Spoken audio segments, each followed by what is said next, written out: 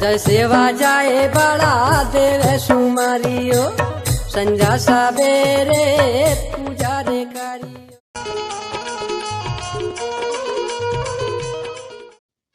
सभी सगाजनों को मेरी ओर से सेवा सेवा सेवा जोहार। आप सभी सगाजनों का आपके अपने चैनल आओ गोंडवाना को जाने में हार्दिक स्वागत है।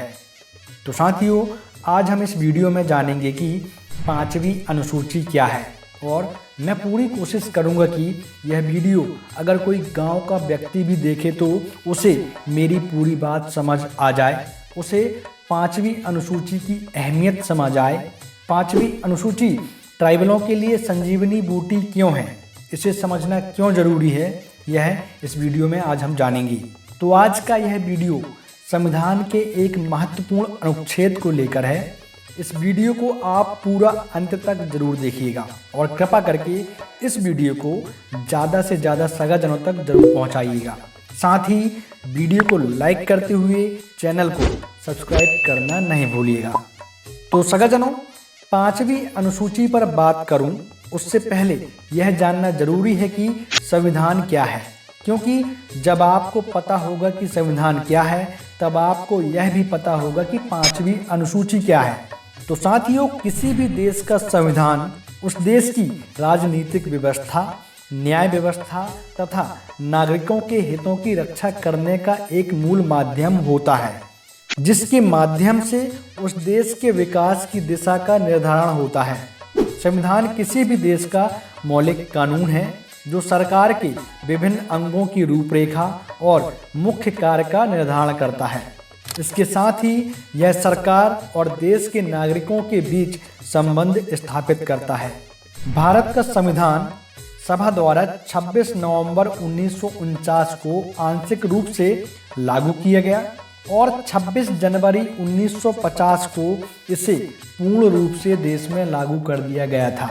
संविधान शब्द सम और विधान दो शब्दों से मिलकर बना है। सम का अर्थ बराबर और विधान का अर्थ होता है नियम और कानून, अर्थात वह नियम जो देश के सभी नागरिकों पर एक समान लागू होता है संविधान कहलाता है। संविधान को इंग्लिश में कॉन्स्टिट्यूशन कहते हैं। संविधान किसी देश की नीतियों और सिद्धांतों का वह संग्रह होता है जिसके आधार पर उस देश की शासन व्यवस्था को संचालित किया जाता है। संविधान दो प्रकार के हैं, एक लिखित संविधान और दूसरा अलिखित।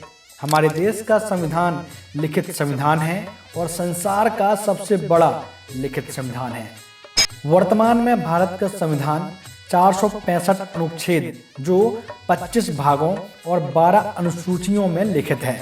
जिस समय संविधान लागू हुआ था, मतलब जिस समय संविधान बना था, उस समय 395 अनुच्छेद, 8 अनुसूची व 22 भाग थे। संविधान में समय समय पर कई संशोधन किए जाते हैं। तो इन सारे शब्दों को मिलाकर अगर मैं शॉर्टकट में कहूँ तो संविधान किसी देश को अच्छी तरह से संचालित करने के लिए बनाया गया लिखित दस्तावेज है। तो साथियों, अब यह बात एक साधारण इंसान को भी समझ आ जाएगी कि संविधान क्या है। तो साथियों, अब समझते हैं कि पांचवी अनुसूची क्या है। जैसा कि मैंने वीडियो में बताया कि कितने अनुच्छेद हैं, भाग कितने हैं व कितनी अनुसूची हैं। तो भारतीय संविधान के भाग 10 में अनुसूचित जनजाति क्षेत्रों के बारे में उल्लिखित है और पांचवी अनुसूची में अनुसूचित क्षेत्रों और अनुसूचित जनजातियों के प्रशासन और नियंत्रण के बारे में उपबंध है।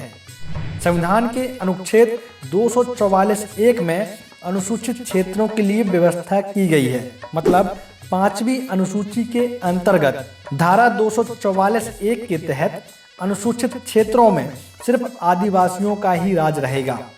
तो अगर आप पांचवी अनुसूची लागू करा लेते हैं तो पांचवी अनुसूची के अंतर्गत मिलने वाली सुविधाओं को मैं बहुत ही सरल शब्दों में आप लोगों को समझाने का प्रयास करूंगा।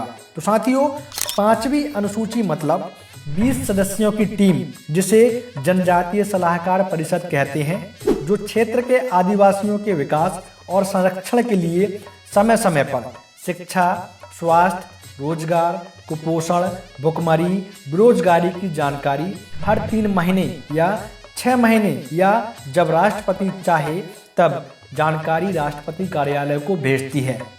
5वीं अनुसूची मतलब अबुआ दिसुम अबुआ राज, माबा नाटे माबा राज, मतलब आदिवासी क्षेत्रों में आदिवासियों का राज चलेगा।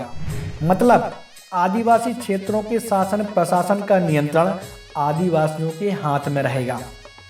5वीं अनुसूची मतलब अनुसूचित क्षेत्रों में सिर्फ आदिवासियों की ही सरकार चलेगी, जिसमें गांव की मिनी सांसद अपने फैसले सुनाएगी, कानून बनाएगी, जिसे ग्राम सभा कहते हैं। कहने का आशय है कि 5वीं अनुसूचित क्षेत्रों में देश की विधानसभा और लोकसभा में बनाए जाने वाले आम कानून आदिवासियों पर लागू नहीं हो सकते हैं। 5वीं अनुसूची मतलब अनुसूचित क्षेत्रों में पैसों का लेन देन का नियंत्रण आदिवासियों के हाथ में रहेगा। 5वीं अनुसूची मतलब चाय की दुकान, पान की दुकान, कपड़े की दुकान, मोबाइल की दुकान, इलेक्ट्रॉनिक की दुकान, सोने चांदी की दुकान आदिवासी ही खोल सकते हैं और गैर आदिवासी अनुसूचित क्षेत्रों में व्यापार नहीं कर सकते हैं। 5वीं अनुसूची मतलब अनुसूचित क्षेत्रों में रहने वाले आदिवासी बच्चों की पढ़ाई किस भाषा में होना चाहिए, आदिवासी बच्चों को किस प्रकार का कोर्स पढ़ाया जाए, यह सब उस क्षेत्र में रहने वाले आदिवासी ही निर्णय करेंगे। 5वीं अनुसूची मतलब अनुसूचित क्षेत्रों में शराब के ठेके व दुकानें नहीं खुल सकती हैं।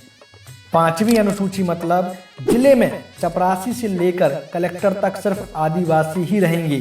कहने का तात्पर्य है कि अनुसूचित क्षेत्रों में आदिवासियों का 100% आरक्षण रहेगा। 5वीं अनुसूची मतलब आदिवासी की मर्जी के बिना कोई भी गैर आदिवासी, चाहे वह कलेक्टर हो चाहे प्रधानमंत्री ही क्यों न हो, अनुसूचित क्षेत्रों में बिना आदिवासियों की मर्जी से नहीं घुस सकता है।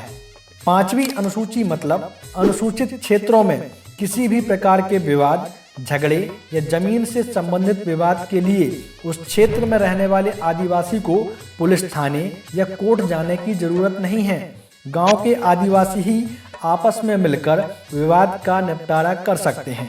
5वीं अनुसूची मतलब आदिवासी की जमीन के नीचे दबा लोहा, सोना, चांदी, कोयला, बॉक्साइट और तमाम तरह की कीमती धातु का मालिक आदिवासी ही रहेगा। कहने का आशा है कि सुप्रीम कोर्ट ने एक आदेश में कहा कि जिसकी जमीन है उसकी जमीन से निकलने वाले सोने चांदी का मालिक वही रहेगा। मतलब आदिवासी को सरकार से भीख मांगने की जरूरत नहीं, वह अपने आप ही अमीर हो जाएगा। 5वीं अनुसूची मतलब अनुसूचित क्षेत्रों में आने वाले जंगलों, नदियों, तालाबों, पहाड़ों, वन संपदा पर नियंत्रण सिर्फ आदिवासियों का ही होना चाहिए। तो साथियों, यह सब आपके हमारे संवैधानिक अधिकार हैं जिसे हमें दिया गया है, क्योंकि हम यहाँ के मूल वंशज हैं। हमारे नियम कानून, हक, अधिकार सब पहले से ही है, यानी आदि अनादिकाल से ही है, जिसे हम रूढ़िवादी प्रथा कहते हैं। पर आज़ादी के 74 साल बाद भी इन नियमों को लागू नहीं किया जाना बड़ी ही दुर्भाग्य की बात है, और ना ही हमारे नेता मंत्री इस बात को लेकर अपनी बात संसद में रखते हैं। इस वीडियो का दूसरा पार्ट मैं जल्द ही आप लोगों के सामने लेकर आऊँगा, जिसमें ग्राम सभा के बारे में बहुत ही गहराई से बात करेंगे। और आशा करता हूं कि यह वीडियो देखने के बाद आपको 5वीं अनुसूची का मतलब समझ आ गया होगा।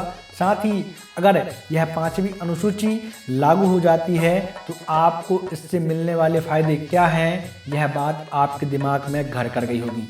आशा करता हूं कि आज का यह वीडियो आपको पसंद आया होगा। मिलते हैं फिर अपन अगली वीडियो में एक नई जानकारी के साथ। तब तक के लिए आप सभी को मेरी ओर से सेवा जोहार।